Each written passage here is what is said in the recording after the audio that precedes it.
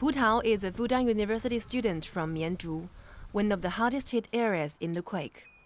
Although she now lives thousands of miles from her hometown, she keeps a video recorded by one of her relatives. It helps her remember the heartbreaking moments 1 year ago.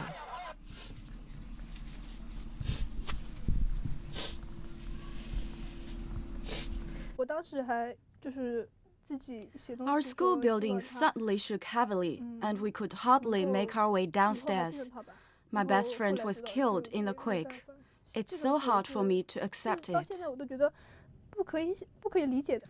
Pu Tao's family then moved into makeshift homes alongside 500,000 fellow residents of Mianzhu. Thanks to her excellent marks in high school, Pu had already been accepted into Fudan. To honor her mom's memory, she chose to offer her time to a local school instead of staying at home.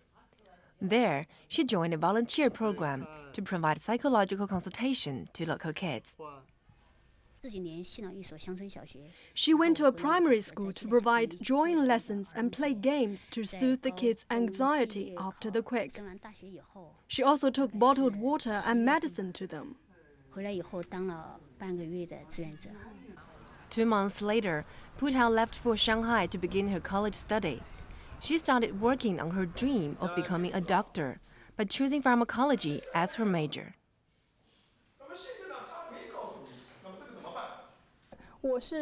It's been my childhood dream to be a doctor. After the quake, that became a strongly held belief. I'm taking a more rational and serious approach to the duty of a doctor. It means responsibility and even sacrifice.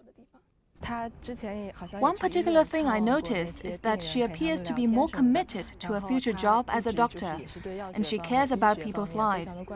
Once she went to a local hospital to look after children there.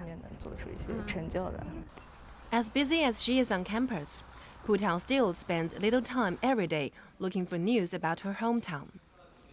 She keeps in contact with her mom to stay up to date on her relatives.